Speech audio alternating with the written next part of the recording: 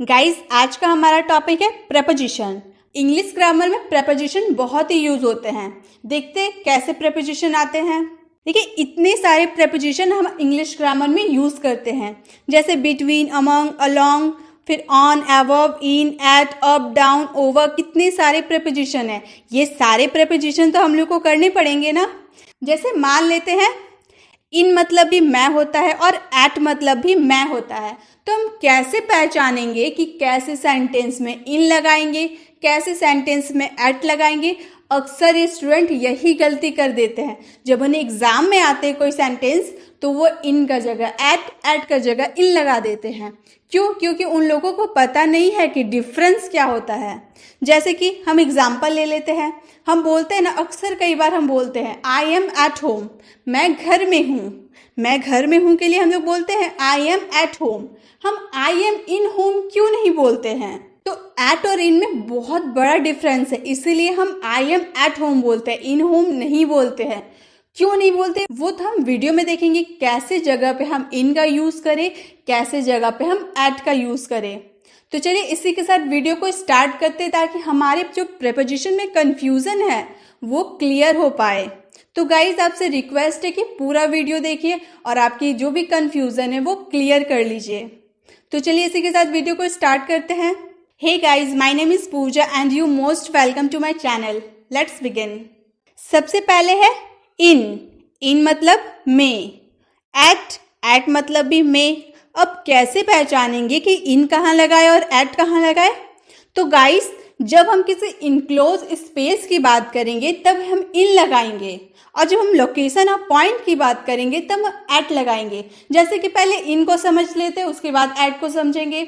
इन में क्या है? They are in the room, वे कमरे में है। एक कमरे की हम लोग बात किए ना, रूम यानी कि कमरा, एक कमरा का बात किए।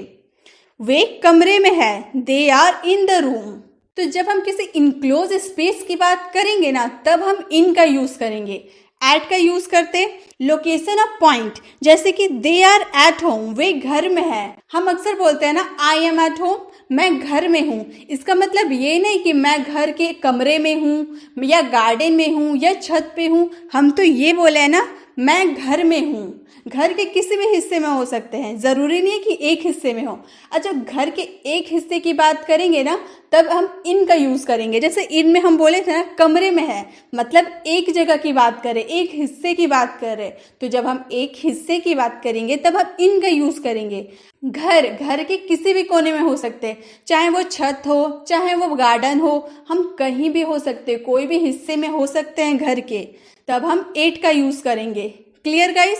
इन का यूज कब करेंगे और एट का यूज कब करेंगे? तो नेक्स्ट हमारा है बिटवीन, अमंग। बिटवीन मीन्स दो वस्तुओं के बीच, और अमंग मीन्स दो से अधिक के बीच। बिटवीन मतलब दो वस्तुओं के बीच या दो व्यक्तियों के बीच, आप कुछ भी बोल सकते हैं। जैसे कि आप दो व्यक्तियों के बीच में खड़े हैं, वो भी बोल सकते हैं, या दो डब्बों के बीच में खड़े हैं, यानी कि दो वस्तुओं के बीच में खड़े हैं। तो हम वस्तुओं भी यूज कर सकते हैं, व्यक्तियों की भी यूज कर सकते हैं। ठीक है? जैसे कि एग्जाम्पल है, the red box is between green and yellow boxes. ये जो रेड वाला बॉक्स है ना, ये ग्रीन और येलो वाला के बीच में है।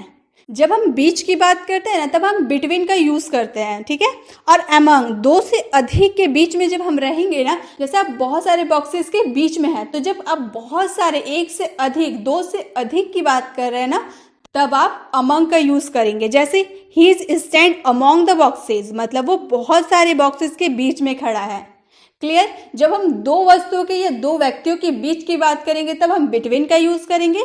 जब हम दो से अधिक वस्तुओं या व्यक्तियों के बीच में रहने की बात करेंगे तब हम अमंग का यूज करेंगे। क्लियर हो गया गाइस? अब नेक्स्ट देखते हैं इन front of. In front of मतलब सामने, और बिहाइंड मतलब पीछे। ये तो आप जानते हैं, सामने के लिए इन फ्रंट ऑफ का यूज करेंगे, पीछे के लिए बिहाइंड का यूज करेंगे।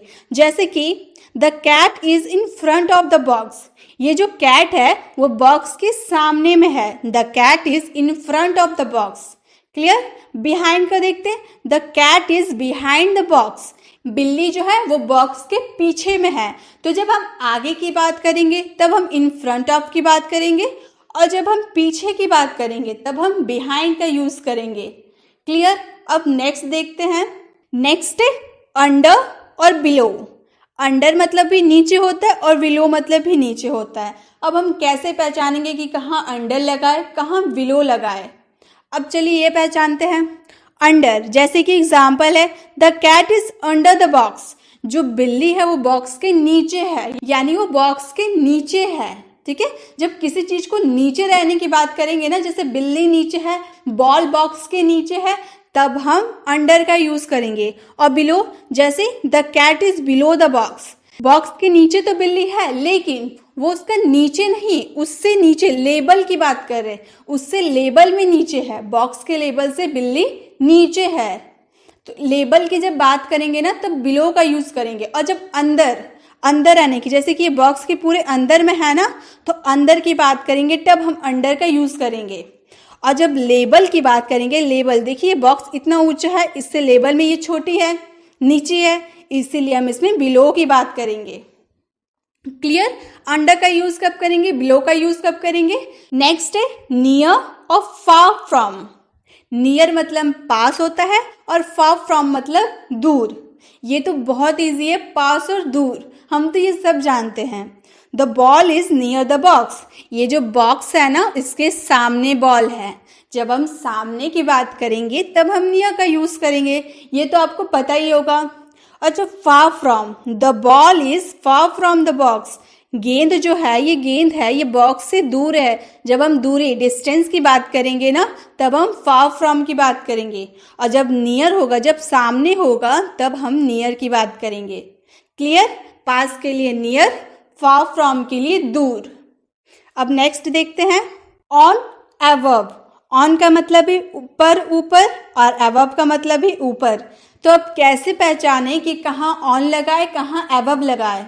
तो देखिए कैसे पहचानेंगे। जब कोई चीज सतह को टच करते हुए रखा होगा तब हम ऑन लगाएंगे, और जब कोई चीज सतह को टच ना करते हुए रखा हो तब वहां अबव का यूज करेंगे। अब हम सतह के नीचे ऊपर ये क्या बोल रहे हैं, नहीं समझ में आ रहा ना? अब एग्जाम्पल के थ्रू इसको समझते हैं। The books are on the table. ये जो बुक्स है ना, ये टेबल के ऊपर रखी हुई है, यानी कि ये टेबल जो है ये एक सतह है। सतह को बुक्स टच करते हुए रखी हुई है ना, सतह को टच करते हुए, हमने यहाँ पढ़ा ना सतह को टच करते हुए, तो ये बुक्स है ना टेबल के सतह को टच करते हुए रखी हुई है, इसीलिए हम यहाँ ऑन का यूज किए। जैसे कि लैंप, ये जो लैंप है ना, ये भी सतह को टच करते हुए, ये जो टेबल है ना इसको टच करते हुए रखी हुई है, यानी कि ये भी सतह को टच करते हुए है। तो यहाँ हम बोलेंगे the lamp is on the table. Clear? जब किसी चीज सतह को टच करते हुए रखा हो तब हम वहां ऑन का यूज करेंगे।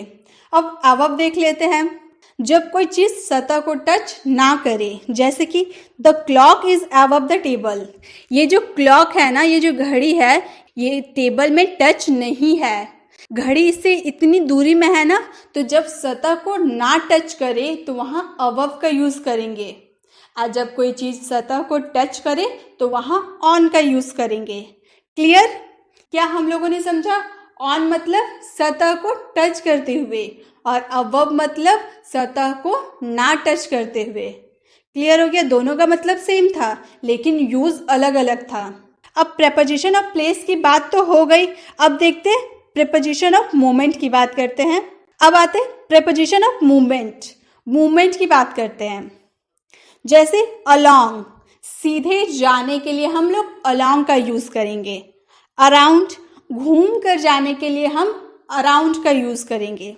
जैसे कि he is walking along the road, वह सड़क के सीधे चल रहा है, ये सड़क एकदम सीधे चलेगा।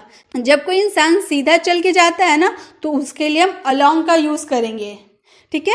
और जब अब कोई चीज घूम फिर कर जाएगी ना, जैसे कि he is walking around the road, हम लोगों ने बोला यहाँ पर सीधा चल के जाने के लिए, यहाँ पे बाय चांस ये घूम कर चला गया, इधर से चला गया, उधर से चला गया, मतलब घूम के जाने के लिए हम लोग अराउंड का यूज करेंगे। मान लीजिए आप रोड पे चल रहे हैं, बीच में एक पेड़ आ गया, तो आप घूम कर जाएंगे ना, पेड़ का बीच में तो आप नहीं जाएंगे, पेड़ को घूम के जाएंगे, तो घूम कर जाने के लिए हम अराउंड का यूज करेंगे।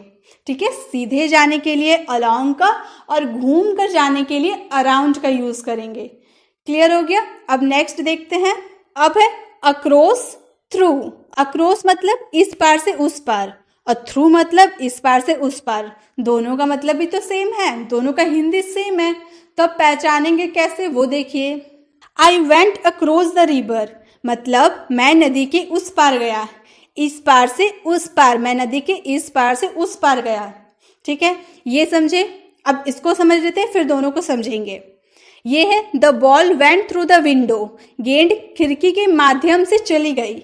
मतलब ये एक इनक्लोज्ड एरिया है, यहाँ इनक्लोज स्पेस की बात की गई है। देखिए इनक्लोज स्पेस है, तो जब कोई इनक्लोज स्पेस से अंदर से बाहर जाती है तब वहाँ पे हम लोग थ्रू का यूज़ करते हैं। जैसे कि आप रूम में हैं, रूम से आपने बॉल फेंकी तो खिड़की से नीचे गया, तो कोई इनक्लोज्ड एरिया, बंद एरिया से कोई चीज़ बाहर जाएगी ना, तो हम लोग वहाँ थ्रू का यूज़ करेंगे।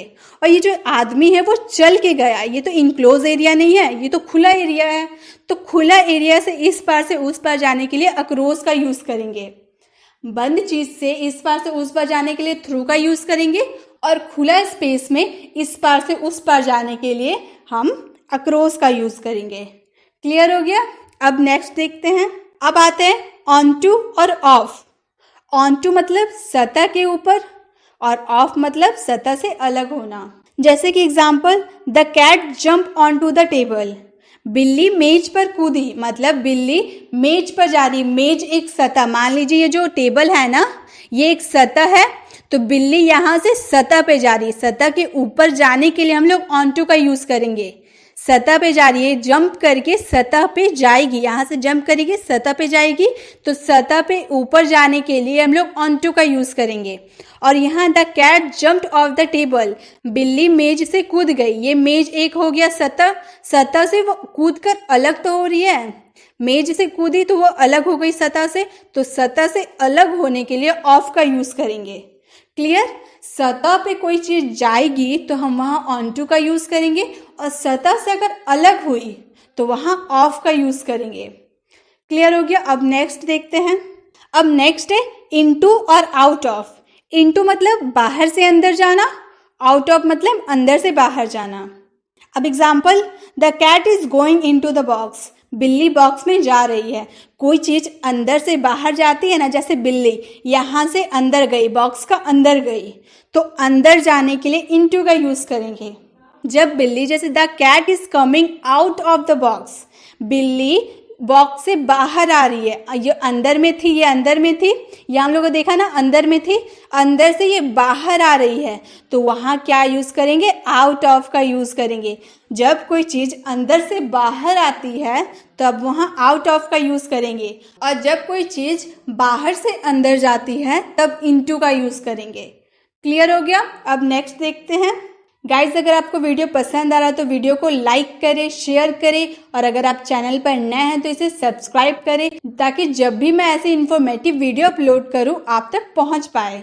तो चलिए इसी के साथ वीडियो को कंटिन्यू करते हैं। नेक्स्ट है अप डाउन। अप मतलब ऊपर जाना, डाउन मतलब नीचे आना। ये तो बोलने से ही समझ में आ रहा ना, ईजी होगा। Up down. Example, going up the stairs मतलब सीढ़ियों से ऊपर जाना। जब हम सीढ़ियों से ऊपर जाते हैं तो ऊपर जाने के लिए up, going down the stairs सीढ़ियों से नीचे आना, और जब सीढ़ी से हम नीचे आते हैं तो डाउन, ऊपर जाने के लिए अप, नीचे आने के लिए डाउन। ठीक है, अब आगे देखते हैं। नेक्स्ट है towards, away from. Towards means की और अवे फ्रॉम मतलब से दूर। Example, she is running towards me, वह मेरी ओर दौड़ रही है, मतलब वो दौड़कर मेरी तरफ आ रही है। जब कोई चीज़ दौड़कर आपकी तरफ आएगी ना तो वहाँ पर आप टूवर्ड्स का यूज़ करिएगा, और जब कोई चीज़ दौड़कर आपसे दूर जा रही है तो वहाँ अवे फ्रॉम का यूज़ होगा। जैसे he is running away from me, वह मुझसे दूर भाग रहा है, यानी कि वो मुझसे दूर जा रहा है, तो दूर जाने के लिए अवे फ्रॉम। आपकी तरफ आने के लिए टूवर्ड्स, और आपसे दूर जाने के लिए अवे फ्रॉम। क्लियर। आगे देखते हैं। अब है ओवर अंडर। ओवर मतलब ऊपर, अंडर मतलब नीचे।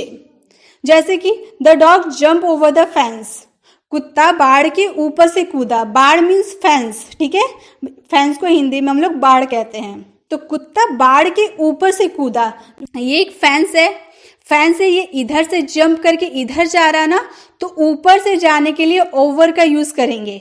The dog went under the table, dog जो था इस पार से वह इस पार आया, नीचे से आया ना, नीचे से आने के लिए हम लोग अंडर का यूज करेंगे। ऊपर से जाने के लिए ओवर का और नीचे से आने के लिए अंडर का। क्लियर? ऊपर से कैसे यूज करेंगे और नीचे से कैसे यूज करेंगे, कैसे पहचानेंगे? क्लियर हो गया? गाइस, आपकी जो भी प्रपोजिशन में दिक्कत थी, कंफ्यूजन थी, आई होप क्लियर हो गई होगी। मिलते हैं नेक्स्ट वीडियो में, तब तक के लिए keep learning. Thank you for watching.